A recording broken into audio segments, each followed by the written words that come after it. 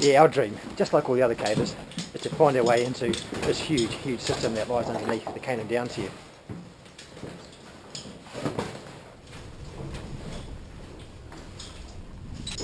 Corkscrew is a little cave up on Takaka Hill in Canaan Downs. Even though it's small, Corkscrew is part of a huge underground drainage network that takes water from Canaan Downs and feeds the Gorge Creek, which is absolutely miles away.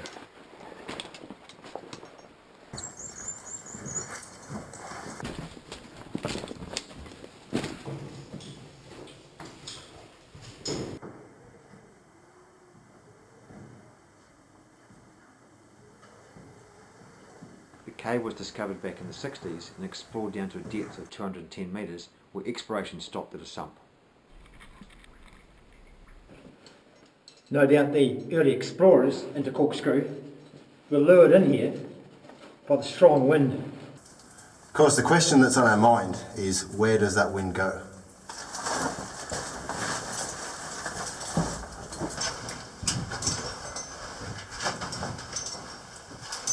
Hello. And the wind, it blows consistently down into this cave.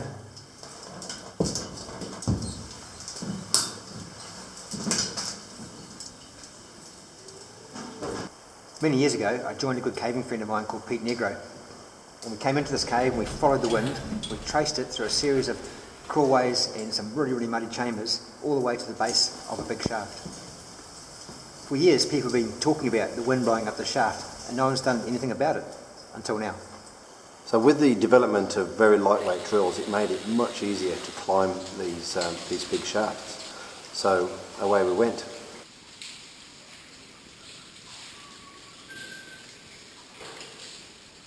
How's it going? Good. How about you? Yeah. Things are looking up. Every pitch we climb, we're hoping we'd find a nice big horizontal tunnel at the top that would take us off into caverns measureless to man. What's up there?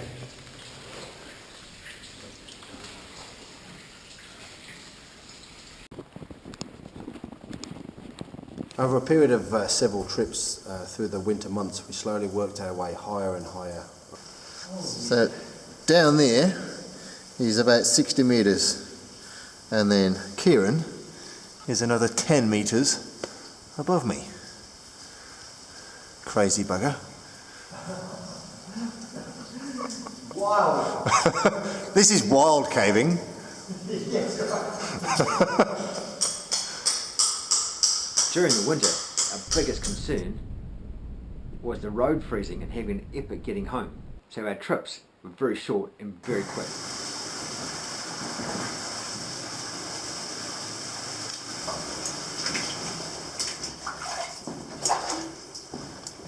Nevertheless, we managed to work our way up to quite a respectable height.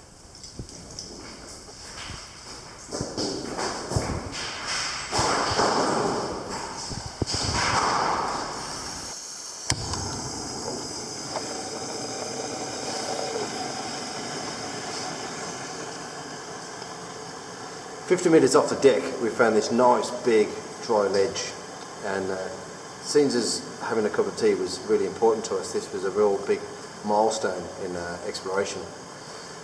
It was the first place that we found that was dry but actually had a water supply.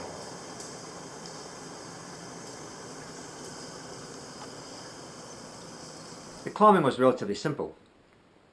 The rock was really, really good and really solid, so it was just a matter of drilling a hole in the rock.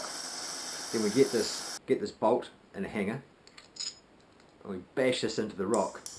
And I'll clip myself onto the hanger, and I can stand up, reach up again, and drill another hole, and just keep repeating that process all the way up the wall. We climbed up 12 metres, up some ledges and through some overhangs. Got to a really nice belay stance, really strong draft blowing up the climb, and we can see the top about another 10 metres above us. Next trip we'll get to the top.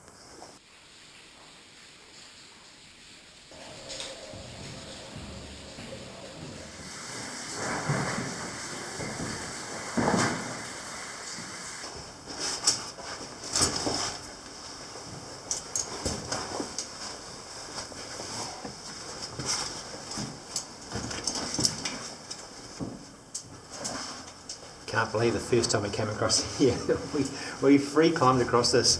I can't believe we did it. There's about a 10 metre drop down there, down below us. That's why we've got this rope in here. It's really slippery on the far side and really slippery around the corners here.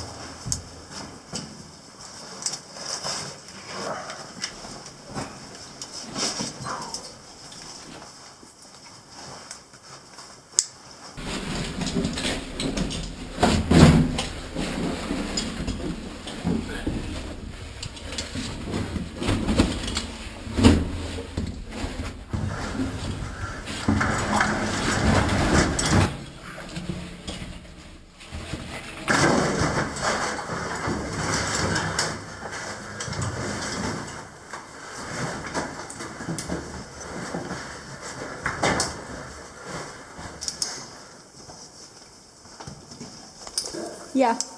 I'm going to follow it. Can you tell me when? The way it worked was, I'd climb and Chris would belay. I'd get to the top of a pitch, build an anchor, Chris would jam up the rope, de-rig the climb, and then we'd move on to the next pitch. Almost got the nice clean rock. We've had some help from Bosch, and they've given us a brand new lightweight drill and also one of these brand new 6 amp hour batteries. And what they said was that we'd run out before the batteries run out. And you know what? They've been right so far. Feeling pretty beaten. Really beaten. To find out where we're going, we needed a survey. Now, all due respect to the original explorers, this survey wasn't that good. So we resurveyed the cave.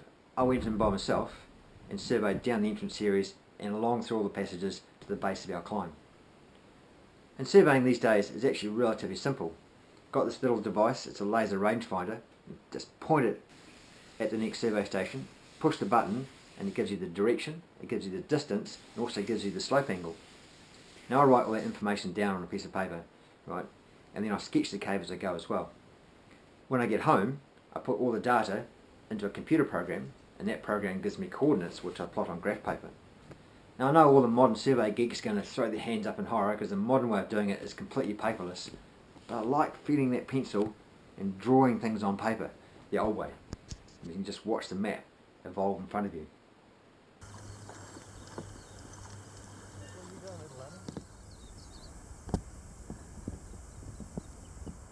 So we've got Corkscrew here, goes pretty much straight down to the bottom, and then we go that way horizontally for about 50 metres, and then we've climbed back up again about 110 metres, and we're still going. And there's nothing on the surface over there. So where's it going? We've got a draft, we've got it up, we need it down. So let's see. No way that wind's going to come out here. Can't come up out of here. No. Can't. Einstein Cave. Einstein. 8 kilometres that way. Yeah, right.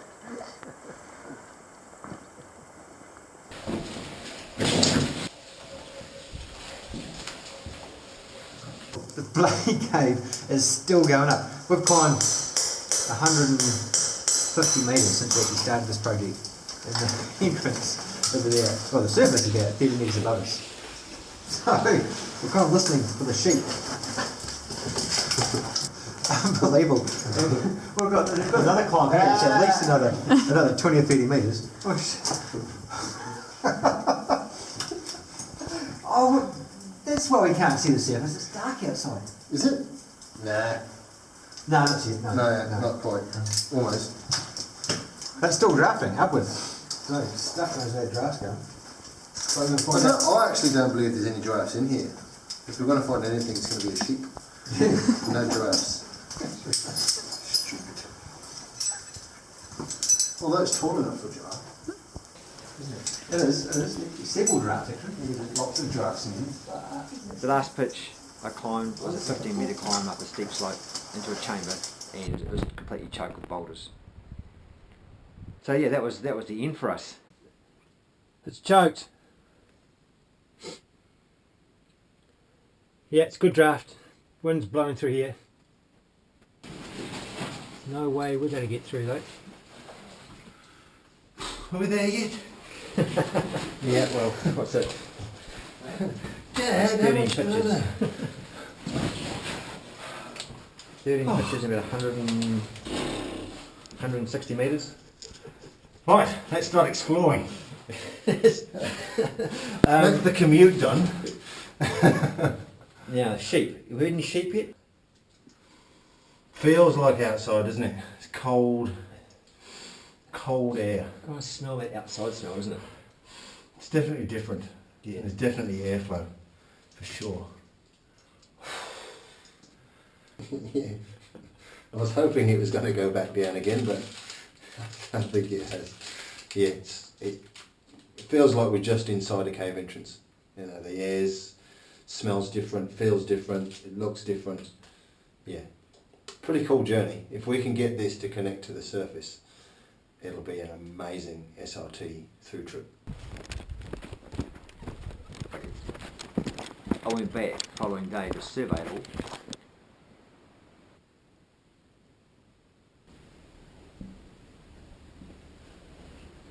And I decided to go just a little bit further than I had the previous day. I crawled up amongst the rocks.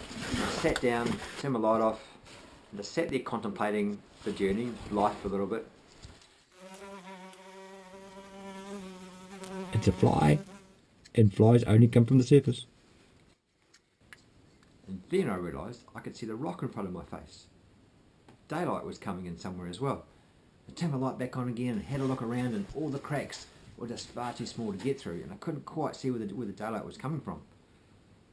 So I decided to head out of the cave and then have a look on the surface. But I needed to leave behind a marker so I knew exactly where to look. So I got a piece of tape, threw a piece of tape through one of the cracks. And I left the cave hoping I'll be able to find that tape on the surface. I chuck tape in there and I'll go back to the surface and have a squiz down one of the holes and see if I can actually see the tape. Good consolation prize, that's for sure. Pretty cool consolation prize. I heard a fly flying around and there's actually daylight. You know, it's a hard case, having come down 180 metres and then gone up 180 metres and suddenly realised it's so flipping close to the surface. I really have to go all the way back down 180 and then back up 180 to get out. It's a bloody good feeling to have a project that has a start point and an end point. Most caving projects we do just go on and on and on. You know, they go through several generations, lifetimes, so you never actually see the end of what you're trying to do.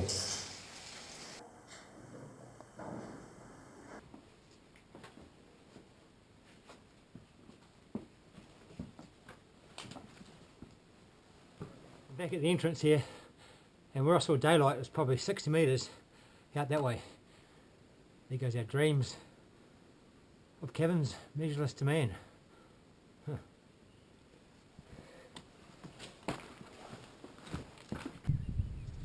So the depression here sits right over top of our climb. This is, I think, this is where I saw daylight, so I'm going to wiggle down through the rocks and see if I can find that piece of tape. Yeah, I'll throw it amongst the rocks there. Maybe.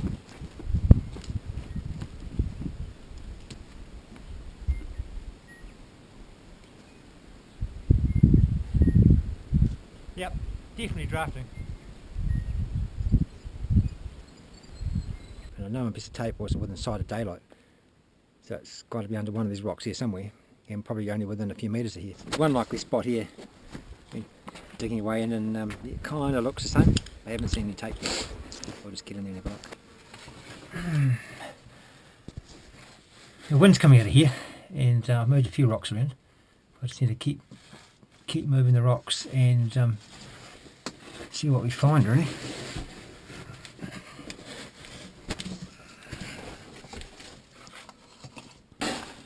Oh shit! Oh shit! Unbelievable! Look at that! Check that out! Oh, that is an end of an era for us. End of project. Done. All we have to do now is dig through the bloody rocks. Luckily it's only about a metre. Corkscrews taught me a lot about goal setting. Sometimes the goals aren't achievable, and we have to remember not to focus entirely on the goal and forget about the journey.